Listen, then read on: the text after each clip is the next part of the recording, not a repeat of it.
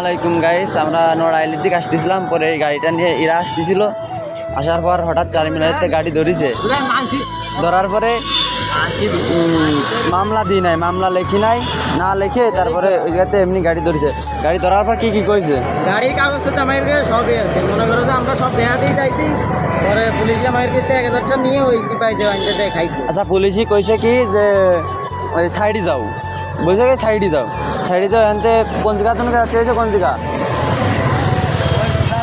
যাতে হয়েছে? কোন জায়গা?